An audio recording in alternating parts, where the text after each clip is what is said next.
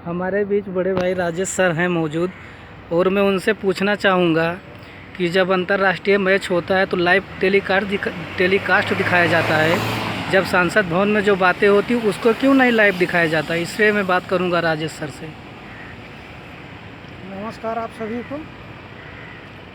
दोस्तों, मैंने तो पहले भी कहा है और आज फिर एक बार कह रहा हूँ, आपने बहुत अच्छा मुद्दा उठाया है कि जैसे क्रिकेट मैच का लाइव टेलीकास्ट होता है, वैसे ही हमारे जनप्रतिनिधि सांसद भवन और विधानसभा भवनों में बैठकर हमारे लिए क्या क्या रणनीति तैयार करते हैं या करती हैं, तो ये चीज़ भी लाइव होना चाहिए। इस विषय में तो हमने तो क्योंकि पहले भी बात किया है और आज भी फिर बोल रहे हैं कि ये चीज़ होना चाहिए, बहुत ज़रूरी है।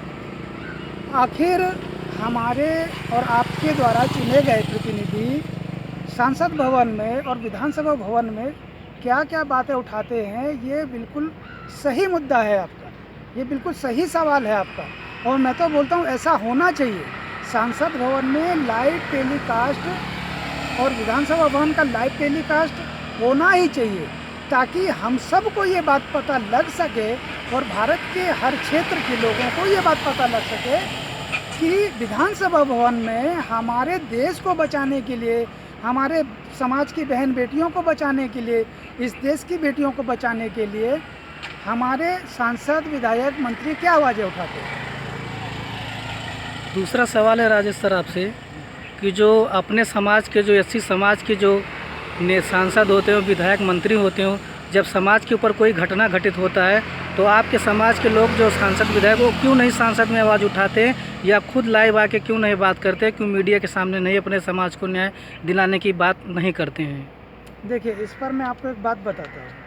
सबसे पहली बात है कि जो हमारे समाज के या किसी गैर समाज के जो सांसद, विधायक, वो हमारे और आपके समाज के बाद में, पहले वो पार्टी के विधायक, पार्टी के सांसद।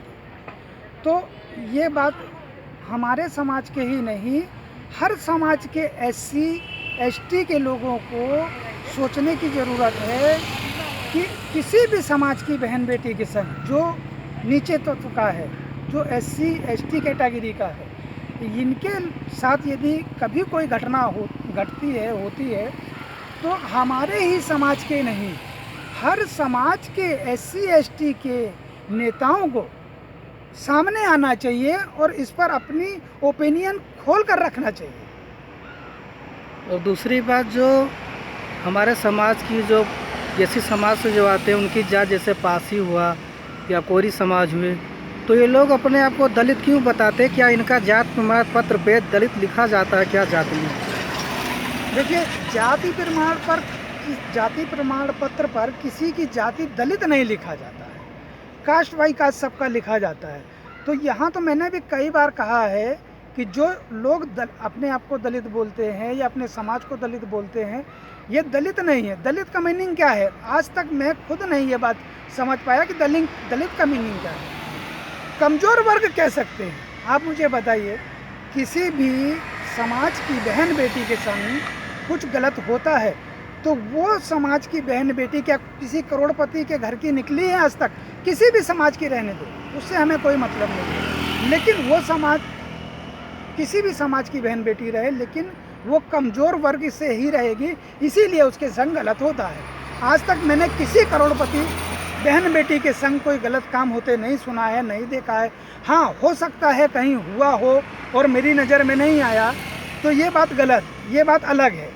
लेकिन 99% नहीं, 100%, 101% मैं बोलता हूँ कि जब किसी भी बहन बेटी के संग गलत होता है तो वो बहन बेटी गरीब तत्व की ही निकलती है। इसके लिए शूद्र या दलित कहना ये बिल्कुल गलत है। हाँ, कमज़ोर वर्ग कह सकते हैं, क्योंकि कमज़ोर वर्ग के साथ ही गलत होता है। दूसरी बात आपसे है कि जो हमारे देश का जो संविधान है, कानून है, इसमें चेंजेस 3 चीज़ करना चाहिए। जैसे किसी के साथ रेप हुआ, जो अपराधी पकड़े जाएं, उनको मात्र 1 हफ्ते के अंदर उनको फांसी होना चाहिए। मैं तो देश से ही मांग करूंगा, देश के प्रधानमंत्री जो, आपका क्या विचार है? देखिए प्रदीप जी, 1 सप्ताह की बात कहना तो शायद है कि ये गलत होगा, लेकिन 1 सप्ताह नहीं, तो कम से कम हमारे देश में कानून व्यवस्था जो है वो 90 दिनों की बनाई जानी चाहिए। कानून व्यवस्था 90 दिनों की इसलिए बननी चाहिए कि यदि कानून व्यवस्था 90 दिनों की बनेगी तो हमारे ही समाज की नहीं, किसी भी समाज की बहन बेटी के साथ जब कुछ गलत होता है तो 90 दिनों के अंदर अंदर उसका रिजल्ट आना चाहिए। यहाँ क्या होता है कि गलत भी हमारे साथ में हुआ और केस भी हमारा 5 साल 10 साल चल रहा है, तो बर्बाद कौन हो रहा है? बर्बाद हम हो रहे हैं, हमारा परिवार हो रहा है। तो सबसे पहली बात हमें ये लगती है कि कानून व्यवस्था जो है भारत में 90 दिनों की बननी चाहिए, जिससे हमारे देश का समय और हमारे देश के लोगों का समय बच सके। दूसरी बात ये राजेश सर आपसे, जब चुनाव आता है सारे नेता मंत्री गांव गली मोहल्ले तक पहुंचते हैं और चुनाव ख़त्म होने के बाद जब जीतने के बाद क्यों उस दरवाजे तक नहीं जाते, क्यों उस गांव तक मिलने नहीं जाते हैं? इसका कारण क्या है? साहब देखिए, इसका कारण कुछ नहीं है, इसका कारण एक ही है कि अपना काम बनता और भाड़ में जाए जनता। नेताओं का ये एक सीधा सीधा स्वभाव है, लेकिन वो आपको कभी नहीं बताएंगे। इसके लिए मैं खुद बोलता हूँ, कई बार मेरी बात हुई है लोगों से, तो मैंने खुद ये बात कही है कि जब वोट मांगने के लिए वोट के टाइम पे हमारा सांसद, हमारा विधायक, हमारे मंत्री हमारे घर तक आते हैं, तो जब कोई सरकार की तरफ से सुविधाएं बढ़ती हैं तो वो सुविधाएं घर घर जाकर क्यों नहीं बांटते? यदि वोट मांगने के लिए आप घर घर तक आते हैं तो हमें लगता है कि सरकार की तरफ से मिलने वाली हर सुविधाओं के लिए आपको घर घर जाना ही चाहिए। और दूसरा सवाल सर आपसे है, अस्पताल में जो सरकारी अस्पतालें हैं उसमें अच्छी सुविधा क्यों नहीं? जो दवा बाहर लिख के भेज देते हैं, क्या सरकार की तरफ से वो दवा उपलब्ध नहीं होती है अस्पतालों में, या फिर उस दवा को बेच लिया जाता है? साहब देखिए, ये बात भी सीधी सीधी आप लोग जानते हैं कि आज करप्शन इतना बढ़ा हुआ है,